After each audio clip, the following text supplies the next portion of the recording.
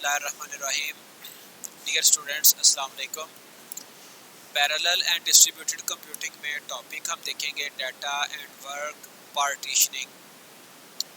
तो ये हमारी कोर्स आउटलाइन का कंकरेंसी के बाद ये टॉपिक है, डाटा एंड वर्क पार्टीशनिंग। और पैरेललिज्म हमने पहले पढ़ लिया हुआ है। उसमें हमने कहा था हमारे पास मल्टीपल जो कंप्यूटिंग यूनिट्स हैं, जो प्रोसेसर्स हैं, जो सीपीयूज हैं, वो कंकरेंटली एक ही वक्त में मल्टीपल काम एग्जीक्यूशन कर रहे होते हैं। अब इसका बेनिफिट हमारे पास क्या होता है, समटाइम हम बड़े बड़े प्रॉब्लम को छोटे छोटे सब प्रॉब्लम्स में डिवाइड करके एग्जीक्यूशन जल्दी हमारी मुकम्मल हो जाती है। हमने एमदौल लॉ भी देखा था, वहाँ पर भी ये कुछ कॉन्सेप्ट हमने डिस्कस किया था। तो जब हम किसी प्रॉब्लम को सब प्रॉब्लम में डिवाइड करना चाहते हैं तो उसके लिए ये पार्टीशनिंग का कॉन्सेप्ट वहाँ पे रोल प्ले करता है। ठीक है जी, पार्टीशनिंग, स्प्लिटिंग और dividing some larger task into smaller task, ये हमारा आज का टॉपिक है। One of the fundamental steps that we need to undertake to solve a problem in parallel is to split the computations to be performed into a set of tasks for concurrent execution defined by the task dependency graph.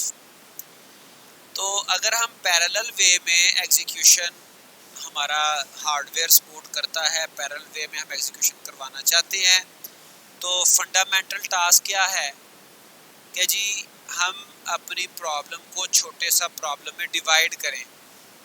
ठीक है जी, split the computation, अपनी computations को, अपनी problems को छोटे part में divide करें। Decomposition techniques are broadly classified as recursive decomposition, data decomposition, exploratory decomposition, speculative decomposition. तो ये इसकी कुछ डिकम्पोजिशन की डिफरेंट टेक्निक्स हैं। First one is recursive. Recursive आपको इसके बारे में आइडिया होगा, रिकर्जन आपने पहले प्रोग्रामिंग में पढ़ी होगी।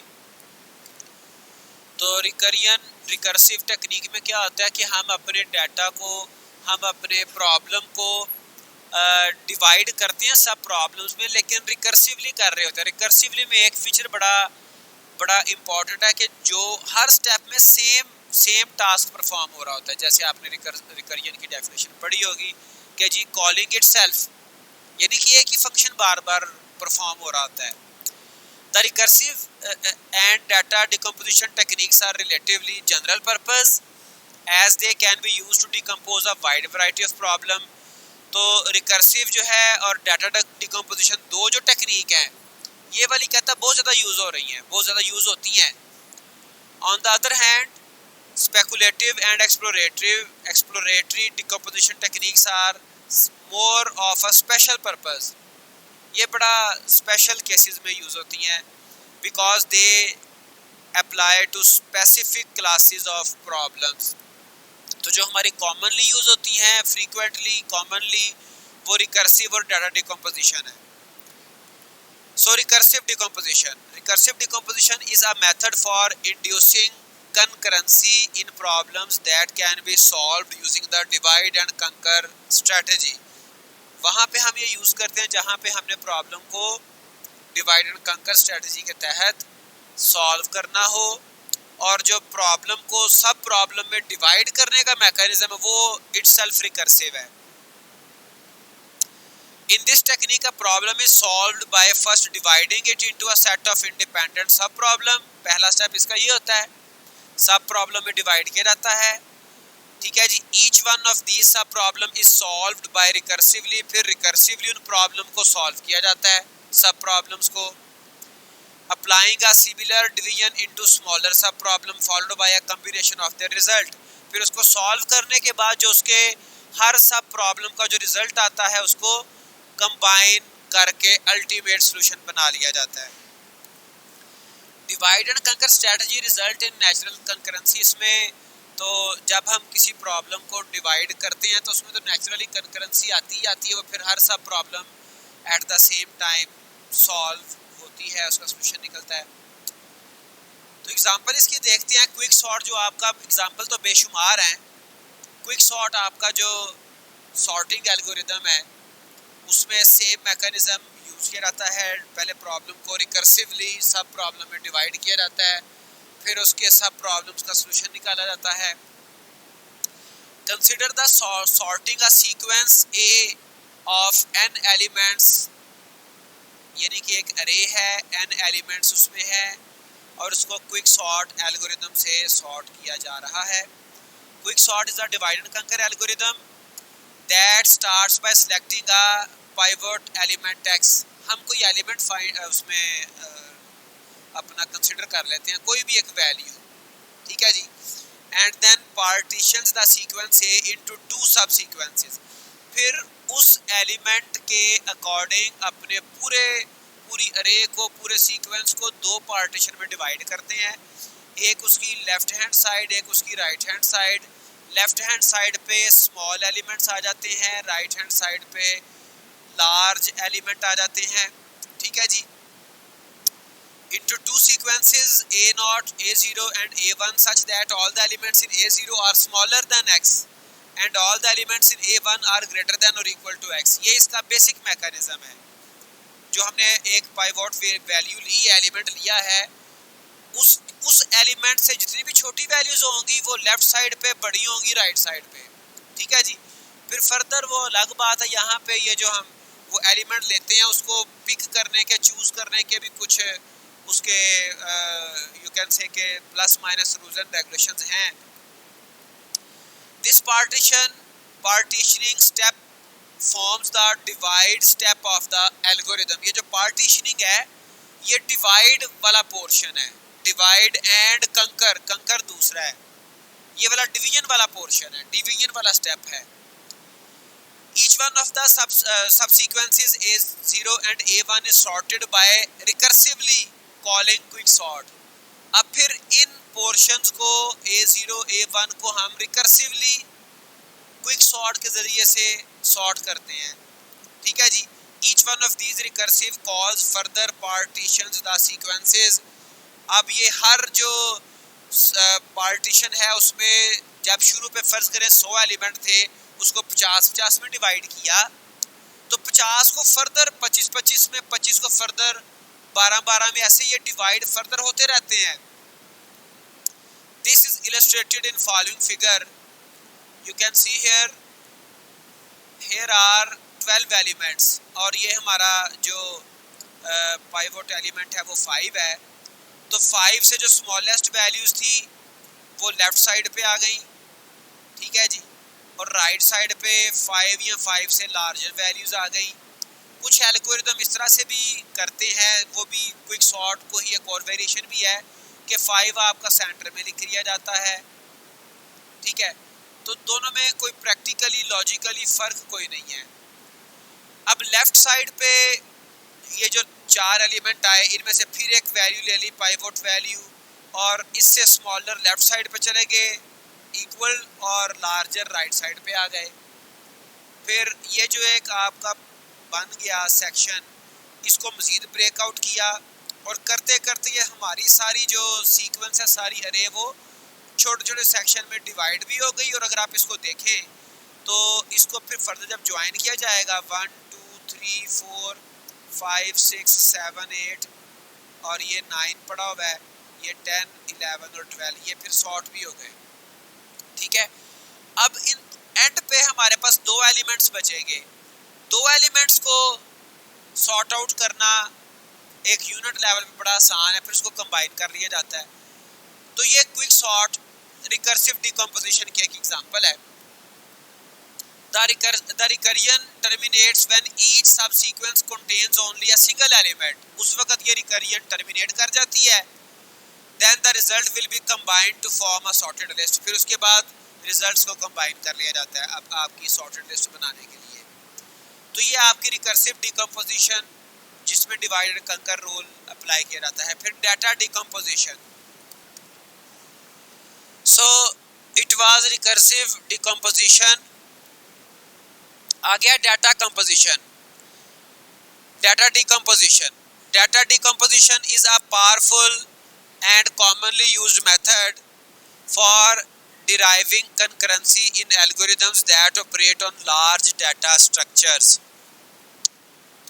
In this method, the decomposition of computations is done in two steps. In the first step, the data on which the computation are performed is partitioned. पहले स्टेप में डाटा को partition किया जाता है, ठीक है जी।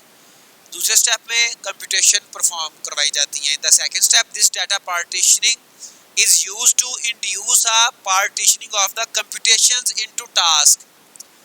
फिर डाटा को पार्टीशन में करने के बाद फिर वो डाटा डिफरेंट कंप्यूटेशंस को टास्क को असाइन किया जाता है, टास्क असाइन किए जाते हैं।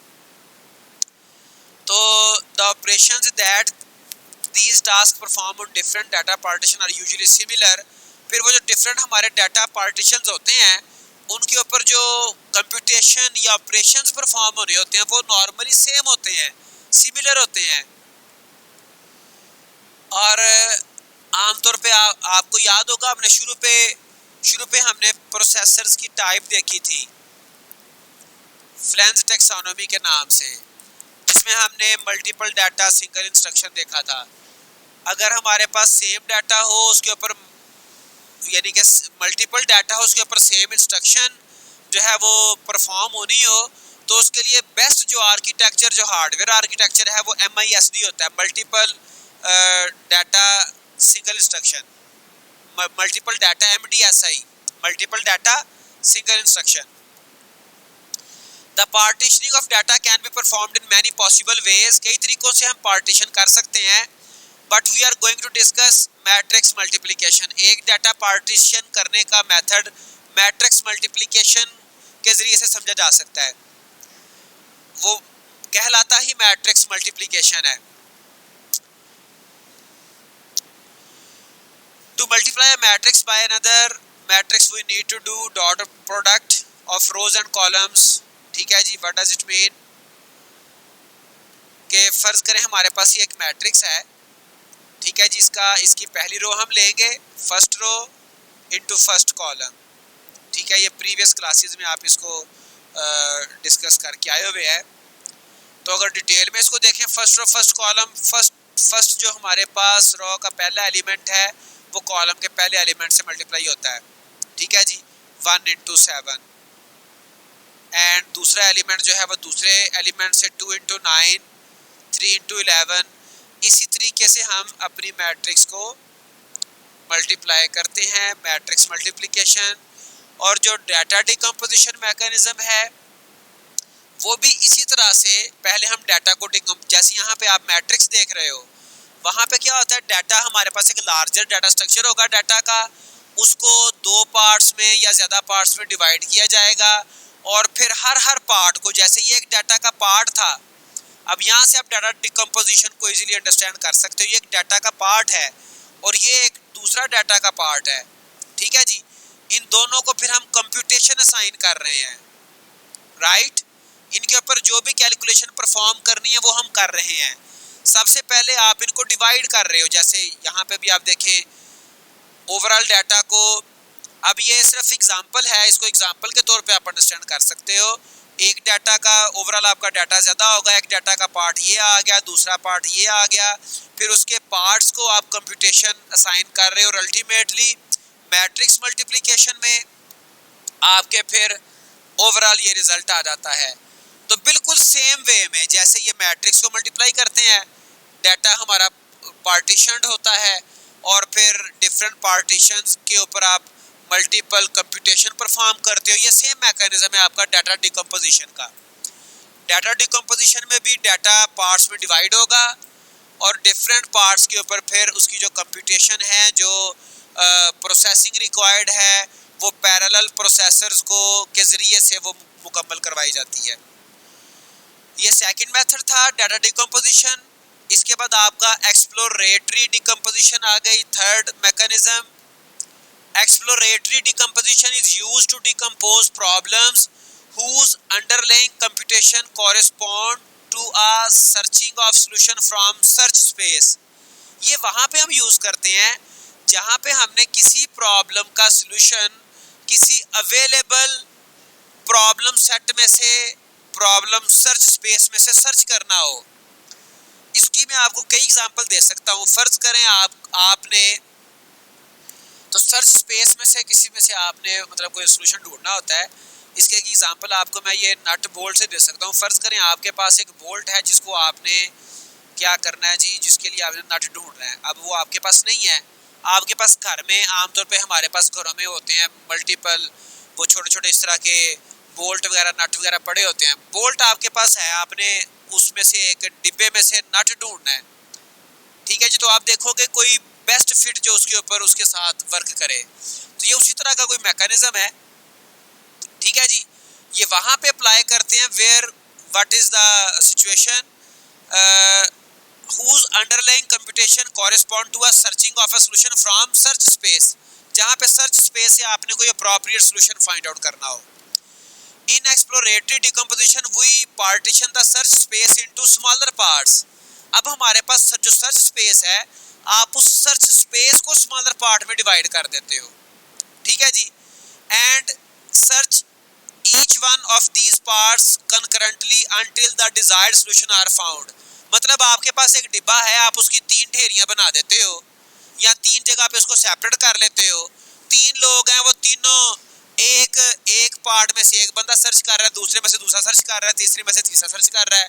जिसको मिल गया वो आपकी प्रॉब्लम सॉल्व हो जाएगी। तो असल में ये जो एक्सप्लोरेटरी डिकम्पोजिशन है, ये डाटा को डिकम्पोज नहीं किया जा रहा, ये प्रॉब्लम को डिकम्पोज नहीं किया जा रहा, ये आपके सर्च स्पेस को डिकम्पोज किया जा रहा है। जहां पर सॉल्यूशन अवेलेबल है और उन सॉल्यूशंस जहां पर सॉल्यूशन अवेलेबल है उन सॉल्यूशंस को आप डिकम्पोज करके पैरेलल वे में सर्चिंग करवा रहे हो सॉल्यूशंस की। So the next is speculative decomposition. Speculative decomposition is used when a program may take one of many possible computationally significant branches depending on the output of the other computation। ये वहाँ पर apply होती है जहाँ पे हमारे पास काफ़ी सारी ब्रांचेस आ जाएं, कंप्यूटेशन चल रही है लेकिन आगे मल्टीपल आपकी उसकी ब्रांचेस हैं, मल्टीपल उसकी सेक्शंस हैं। बिल्कुल वैसे ही जैसे सी लैंग्वेज में या बाकी लैंग्वेजेस में आपकी स्विच स्टेटमेंट चल रही होती है, उसमें मल्टीपल केसेस होते हैं, ठीक है जी। वो आपका एक ही स्ट्रक्चर है, कंट्रोल स्ट्रक्चर एक है लेकिन उसमें मल्टीपल स्विचेस हैं, बिल्कुल उसी तरह से। In this situation while one task is performing the computation whose output is used in deciding the next computation, other task can concurrently start the computation।